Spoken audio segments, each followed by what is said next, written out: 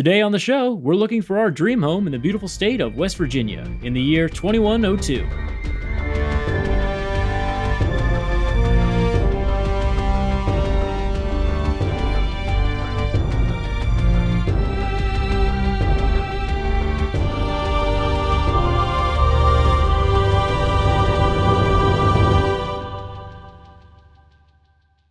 Welcome to Lore Party, the podcast that explores the stories, characters, and universes of our favorite video games. First things first, I'd like to introduce our guest, Tom from Lorecast. Hey, how's it going? Good, how are you doing, sir? Good. Specifically from the Fallout Lorecast. Actually, there's multiple Lorecasts, but yeah, that's the one that matters today. So, what have you guys been talking about over there? We go over all sorts of funny things.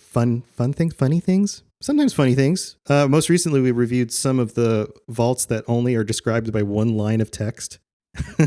And there's some weird ones. Oh my God. Yeah, those are pretty awesome. We've been going through each of the vaults in order in between episodes where we go over different factions and the origins of the Brotherhood. And the show even started with like, who dropped the bombs and why did the war start that caused everything? Because it's all hinted at, but it's very rarely actually described. And the stuff that is actually described isn't particularly or isn't 100% trustworthy information. So yeah, we dive into all that stuff.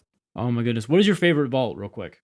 Oh man, the Gary vault has got to be one of the best ones. Oh, that is a good vault. Gary. Yeah, that one's pretty great. I mean, my favorite has probably got to be the, I forget the number of the vault, but you guys discussed it on your latest episode where, they had all those people in the rooms. They said, all right, you guys have to kill someone every year. We're going to kill you, Overseer. Wait, no. Right. When they vote somebody to, yeah. Yep. And, it'd be really nice to live in a vault like that. But we're not talking about that today. We're talking about finding a house out in the wasteland. That's right. It's the year 2102. And somehow the housing market is even worse than it is today. They didn't seem to build houses like they used to. And you know what? They don't even seem to maintain them. I mean, sure, the world was bathed in nuclear fire, but that doesn't mean you should let your bathroom get outdated. Thankfully, there appears to be a new market that has somehow slipped past everyone's radar, West Virginia. I am really excited to talk about this today because it appears that the Appalachian region, or Appalachia as it's known in the game, has apparently become an area where people want to live in again. Yeah. And I think that's a huge development, hint, hint, nudge, nudge at the developers. They kind of walked back on their previous claims of like, no, nobody lives here. And now all of a sudden people are moving in. And I wanted to talk about kind of the ramifications and, the whys and the hows of this. Yeah, I mean, I'm sure there's some in-world justification for why this is. I don't know if this is something that was planned ahead of time with the developers or if this is 100% a response to no NPCs. We need NPCs. I'm not sure which it is. I want to say that it was something they were planning to do and they just couldn't do before they had to launch. So they kind of put it on the back burner as a future update, but I don't know. I don't know for sure. I mean, it's amazing too, because regardless of whether this was an afterthought or a panicked move, it actually really does make sense. Because if you look at the regions that we've seen, the capital wasteland, the Commonwealth, we see something very different than what we find in Appalachia. Appalachia seems to be this almost breadbasket. It has been it almost feels like it's been completely untouched by the actual direct fire of the nuclear war itself. I mean, if you look at the capital wasteland, it is really a wasteland. Like there's no trees, there's not a lot of plant life, and the wildlife that you find there is just mean and nasty. Yeah, even after a few hundred years, which is weird. And we discussed this on my show, nuclear fallout, like for example, the bombs in Nagasaki and Hiroshima, those areas are livable now. So yeah, those must have been a heck of a lot of bombs going off to keep those places like 100, 200 years still wastelands. But yeah, this area is fertile. Clearly it's the first of the Fallout games with actual like greenery and plants, flowers. Parts of it are very beautiful. So it makes sense that if somebody was like traveling through the area that they're going to go, oh, this place looks great. Let's stay here. I mean, you just want to think about, imagine a settler coming from the pit. Oh, yeah. And he's just walking along and just goes, like, all I see is death and toxic water. And, is that a plant? Places like this are still out here? Why did I stay in the pit for so long? And you're absolutely right. The damage from the nuclear bombs was pretty extensive. I mean, if you look at even places in Chernobyl, the worst nuclear event that's ever happened in our world, there are places of it that have wildlife at least returning to it with very little radiation. So the nuclear weapons used in the Fallout universe must have been some pretty dirty bombs. Yeah, yeah, totally. And I think the other reason that people are moving back is just there's not a lot of competition at the moment. There's, all of the factions that we've come to know and love in that universe are all gone. The Rescuers, the East Coast Brotherhood chapter spin-off thing. Hmm. They've all been wiped out. Yeah, and there's not even raiders, and I think they're probably the most nuisance of the wasteland.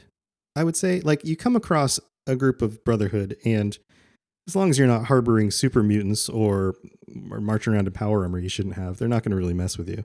As long as that watch on your wrist doesn't glow, you're fine. Yeah, yeah, but you come across raiders, and they're going to steal all your stuff and kill you. So yeah, I have a feeling that anywhere in the wasteland, I mean, it's almost like a Walking Dead kind of thing. Like if you can find a group of people or a community or an area that isn't a place where you're just constantly looking over your shoulder and trying to survive, then that becomes like prime real estate.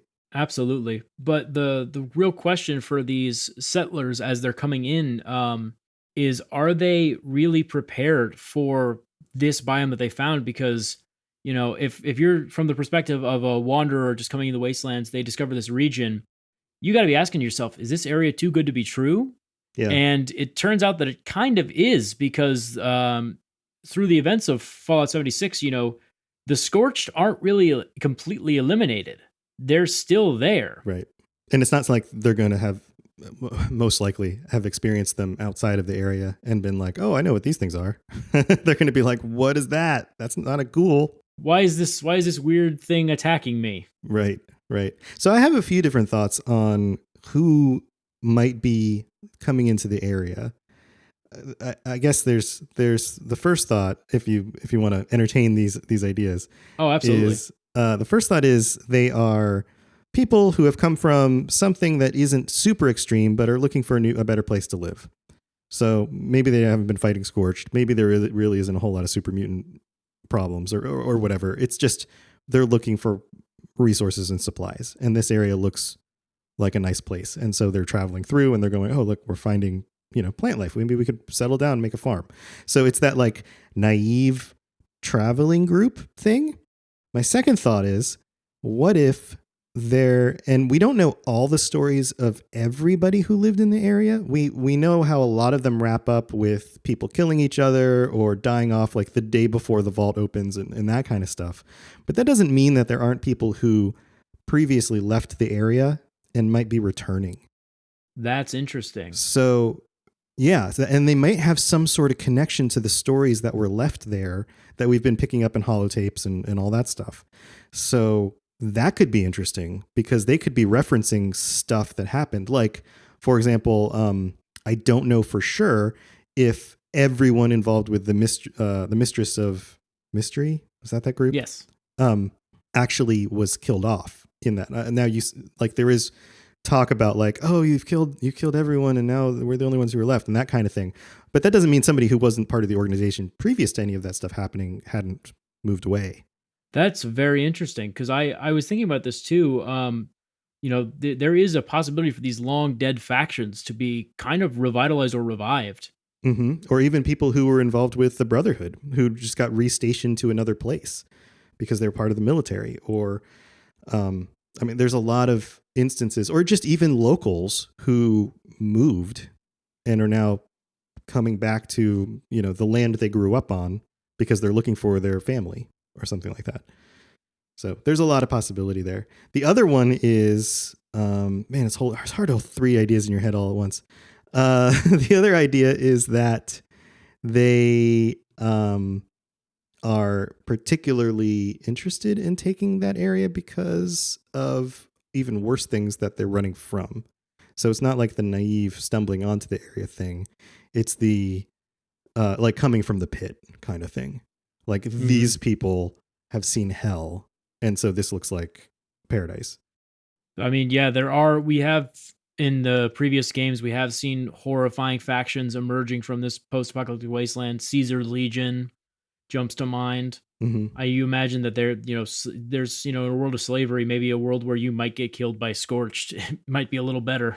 Or some other, like, I don't know, crazy mutated problem has happened that we've never seen before, and is like, and in fact, that would be kind of fun. It'd be kind of like a there be dragons out there kind of thing, like these people show up with their eyes like wide, like they've seen the devil himself, and we come to find out that they're all telling stories about some sort of mythical thing out there, and we don't know what it is. Which is very funny because they're walking right into a place that has a very similar mythical thing. It'd be like, oh man, Right. I just escaped the Wanderer. It's like, do you guys have those here? It's like, no, but we got scorched.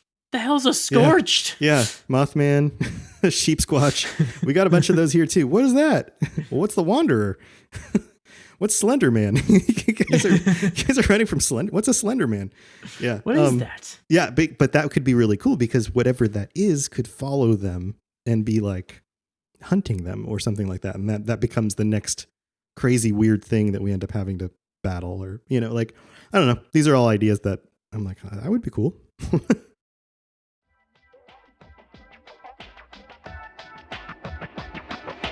Hey, it's Abu.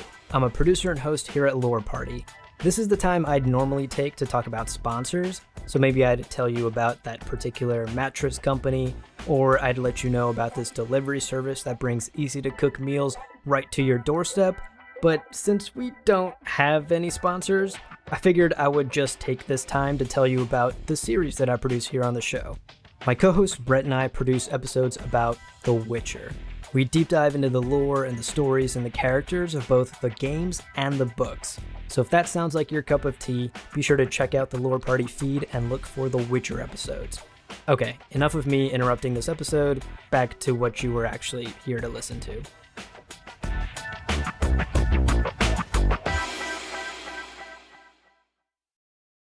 So the big question I think that you have to ask yourself is, do you think that long-term stability in the region is actually possible with all the threats that are there and all these, new settlers coming in? Do you think this actually has a place that could build a permanent settlement?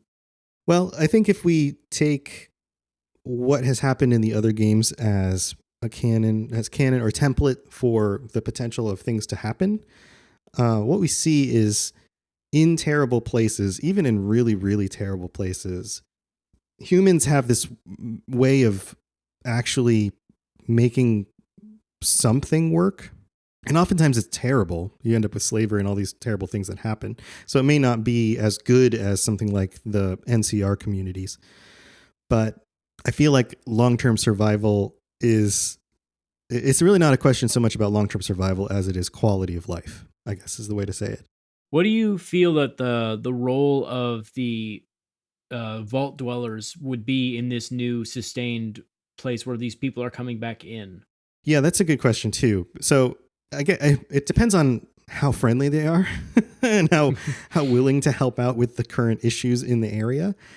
And if they are just looking to claim the land. Of course, you now have a us versus them situation. So I would assume that the vault dwellers are going, we've been building settlements. We've been cleaning out the problems in this area. This is our place. We've done all the hard work. You can't just march in and claim the land. We're not going to let you do that unless you're willing to work and cooperate. I was going to say the biggest mission of these vault dwellers was they were the ones who were supposed to rebuild. Right. This was supposed to be one of the control vaults, one of the ones that actually did what it was supposed to and not torture everyone to death. Right. Yeah, I could see a sense of ownership, and you're like, this is our land. We're calling the shots, and if you're cool with that, then maybe you're cool enough to stay. But yeah, don't think you can just claim our land. Yeah, because I mean, the biggest problem that we saw with the Scorched threat was just people in groups seem to be, taken out very quickly. I mean, the survivalists were some of the last factions alive just from the fact that they hid in their bunkers. Yeah, and the Scorched Plague isn't as much of an issue. And I guess it also depends on what is determined to be canon, what has actually happened in the storyline before the settlers return. Like, have we banded together to drop nukes and root out the queen and kill her? Is that a real event that happened in the world in the storyline and then the settlers are returning? Or are the settlers returning in the midst of us still dealing with this issue? Like, where are we in the story? Yeah, that opens up some interesting ways to go about storytelling, and it's kind of exciting to see. This is kind of a bit of a speculation Yeah. Yeah. podcast as well as a lore exploration. Right. Yeah. We would have to speculate about a lot of that, but I don't know. One of the things that they've been doing is they've been like updating the world. And this is also interesting. As they've been opening up new areas in the map, they've also been like retuning certain locations and sometimes changing what's in them, or like a door, where a door is and if it opens or closes. Like there's these little changes they've been doing. And I'm sure that's part from the technical side of just making sure everything runs better and looks good. But it may also be hinting at this idea that the area is changing over time, that time is actually progressing. I think it definitely shows a living, breathing world, which is fascinating, especially for Fallout. I'm very interested to see what the ramifications of all of these groups coming back and what your interactions with them will be. And I'm wondering too if this will give us a chance to introduce new factions into the game itself. Yeah, and if it's more than just one group of people returning, if it's individuals from different factions who are bringing their own histories and, bonds, like ties to each other or not to each other, or conflicts or any of that stuff. Which I want to talk about that too, life in general. It seems like there is a big debate within the Fallout universe itself. You always encounter, and it seems like two groups of people. There are the groups of people that have decided to band together and form their own little society or group, and they have a specific spot to hang their hats and relax and try to rebuild the old world that we've seen before. But then we see the flip side of that, which is the nomads, the wandering tribesmen, the smaller groups that travel from one end of the wasteland to the other. The character yourself, I'd argue, is one of these nomadic peoples. He doesn't really stay in one place for very long. Right. And so it then becomes a question of which one of these lifestyles is better for this new world we face. I mean, obviously, the world we live in now, you and I, it's much better to have a place where we can go every single day. We need these routines. Right. Right. With nomads in our own history, we've seen that like they only seem to put down roots when they find a spot that is more abundant than the resources that they could find if they were to keep moving. Or yeah, and oftentimes they will take on the traits of the community that they took that land from, because it's very rare in history that one group of people, one occupying force, will completely wipe out the previous group that was there. Most likely what they do, and this gets to really dark stuff, but don't we always with Fallout stuff, right? Is that the occupying force will basically destroy the men and then take the women and children for themselves. And after a few generations, they've now integrated that society into their own. But because the women and children are now part of their community, not only does their language start to shift, but their culture shifts. And so the habits that those individuals pass on to the children end up changing the culture fundamentally. Absolutely. And, that's a big thing too, is that there's, there are larger pockets, I would say, in this world than what the early tribesmen would have found when they were wandering around. And I think a big plus to nomads, though, is that there's a lot of stuff in America.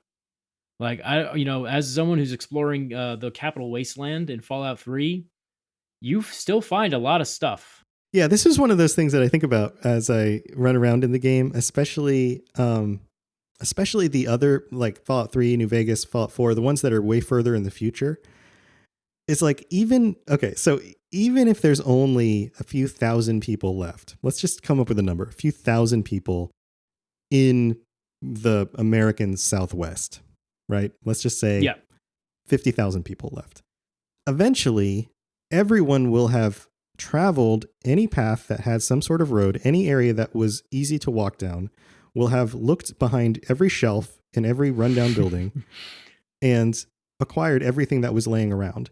So this idea that like 200 years from now, after 8 generations of people living in these areas, even sparsely populated, wouldn't have just kind of already found everything and gutted it out, is kind of silly to me in this, like, wait a minute, it seems like there's not that many people around, but and even in Fallout 76, you can go back to the same location and find it's restocked with the stuff again, like obviously that's a video game thing, but how long would it take you as one person to scour that entire map and pick up every item you could possibly find? You could probably do it in a few months. That's one person. I mean, if you think about it, it's like, when you're walking through the super duper mart and you're like, oh, a box of sugar bombs. And it's like, how has no one else found this yet? Right. It's just sitting here on the shelf. Anybody in the 200 years previous who's walked through this store probably saw it. It's like, hell, there are raiders on the other side of this shelf. Right. How did they not grab this? Right. When things are that valuable.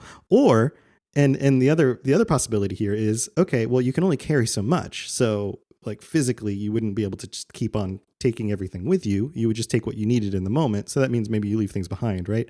But if you were smart, you would hide the things behind. You'd create little hidey holes. You'd dig a hole up or find a, somewhere and stash your stuff and then write down a note about like where that is. So if you're back in that area, you know where you can go get your stuff and nobody else is going to find it. We'd all become like pirates hiding our treasure. Exactly. Which is, that's kind of one of the strange advantages that I think a nomad would have in the Fallout world, is just that there's a lot of stuff that you can go through apparently, and you're always going to be able to find things. So that might be why we see, 200 years after the bombs have dropped, why the raiders still are a thing, that it's still profitable for them to be this wandering, raving band that just goes around and steals stuff. Yeah. So now I got to ask you this, you find yourself in the year 2102, and would you move to Appalachia?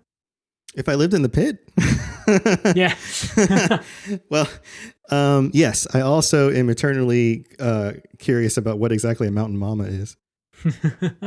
So, West Virginia, mountain mama. Yeah, what is a mountain mama? I need to go find out. What is that? Yeah, I think it's a beautiful area. And you got the scorched plague and you got the weird animals and stuff, but I have a feeling everywhere has something weird in this world. Like any amount of radiation makes weird crap happen in Fallout world. So yes, everywhere's got to be at least this bad, right?